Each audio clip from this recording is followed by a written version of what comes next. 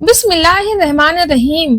السلام علیکم دوستوں، آج کی اس ویڈیو میں ہم ایک خاص بات بتانے والے ہیں جو اکثر ہم سبھی غلطی کرتے ہیں۔ آیت الکرسی کو کس وقت پڑھنے سے فائدہ نہیں بلکہ نقصان ہوتا ہے، آج کی اس ویڈیو میں ہم جانیں گے۔ آپ سے درخواست ہے ویڈیو کو آخر تک ضرور دیکھیے گا تاکہ آپ لوگوں کو یہ ساری باتیں اچھے سے سمجھ میں آ سکیں۔ تو چلیے اب شروع کرتے ہیں۔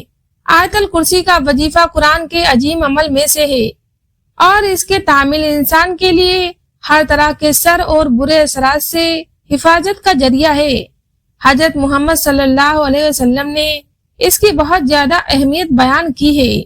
یہ آیت انسان کو جادو، حسد، بری نظر اور شیاطین سے محفوظ رکھنے میں مددگار ہے، لیکن کچھ ایسا حوال اور اوقات ہے جس میں آیت الکرسی یا کسی بھی وظیفہ کو پڑھنا فائدے کی بجائے نقصان کا سبب بن سکتا ہے۔ آیت الکرسی یا کسی بھی قرآنی وظیفے کو پڑھنے میں نیت کا بہت بڑا اثر ہوتا ہے۔ حضرت محمد صلی اللہ علیہ وسلم نے ارشاد فرمایا، اعمال کا دار و مدار نیتوں پر ہے۔ اگر کسی عمل کی نیت صحیح نہ ہو تو اس عمل کا اثر الٹا ہو سکتا ہے۔ اگر کوئی شخص آیت الکرسی کو کسی غلط مقصد کے لیے، جیسے کسی کو نقصان پہنچانے یا کسی دوسرے سے حسد کرنے کے ارادے سے پڑھتا ہے تو اس سے نفع کی بجائے نقصان ہوتا ہے۔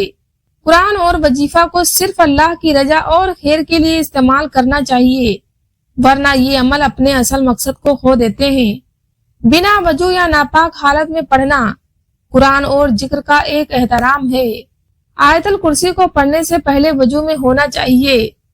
اگر وضو نہ ہو تو بھی پڑھ سکتے ہیں، لیکن ناپاکی حالت میں کبھی نہ پڑھیں۔ ناپاک حالت اسلام میں طہارت کی بہت اہمیت ہے اور ہمیں یہ سیکھنے کو ملتا ہے کہ صاف اور پاک رہنا عبادت کا ایک ضروری حصہ ہے۔ قرآن کی آیت، خاص کر آیت الکرسی، ہر مومن کے دل میں خاص مقام رکھتی ہے۔ آیت الکرسی کی فضیلت میں کئی احادیث آتی ہیں جس میں کہا گیا ہے کہ یہ آیت ہمیشہ انسانوں کو ہر طرح کے برے اور شیطانی اثر سے بچاتی ہے۔ اگر کسی شخص نے ناپاک حالت میں آیت الکرسی یا دوسرے قرآنی آیت پڑھنے کا رجحان اپنا لیا تو اس سے پورا اثر نہیں ملتا۔ یہ احکام انسان کو یہ یاد دلاتا ہے کہ دینی عمل کے لیے ضروری ہے اور باطنی پاکیزگی ضروری ہے۔ اس میں اللہ کا حکم ہے کہ اس کے کلام کو پوری عزت اور حرمت کے ساتھ ادا کیا جائے۔ کچھ لوگ صرف عادت میں آیت الکرسی یا اذکار پڑھنے لگتے ہیں، لیکن دل سے اس میں یقین اور تقویٰ نہیں ہوتا۔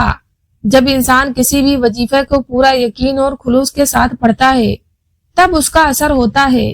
صرف زبان سے پڑھنا اور دل میں یقین نہ رکھنا، یا صرف زبان سے پڑھنا اور دل میں بس جانا، لیکن ہمیں عمل کا اثر کم کرنا ہے۔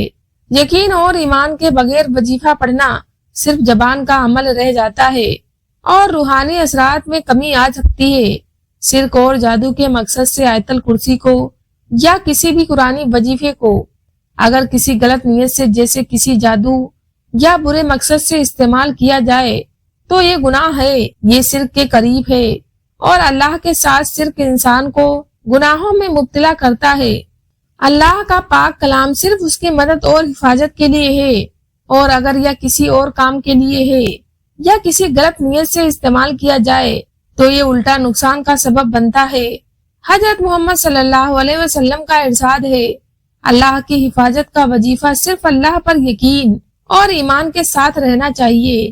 اس کا مطلب یہ ہے کہ کسی بھی قرآنی عمل کا پورا اثر تبھی ہوتا ہے جب وہ اللہ کی رضا اور اخلاص کے ساتھ ہو جائے۔ آیت الکرسی کو صحیح وقت، نیت اور احترام کے ساتھ پڑھنا ضروری ہے تاکہ اس کا پورا فائدہ حاصل ہو۔ یہ ایک عظیم وظیفہ ہے جو انسان کو برائی، جادو، بری نظر اور شیاطین سے محفوظ رکھتا ہے، لیکن صرف تبھی جب یہ قرآن اور سنت کے مطابق اور صرف اللہ پر پورا یقین اور اخلاص کے ساتھ ختم ہو جائے گا۔ دوستوں، ہمیں امید ہے کہ یہ ویڈیو آپ کو ضرور پسند آئی ہوگی۔ تو ملتے ہیں کل ایک نئی ویڈیو کے ساتھ۔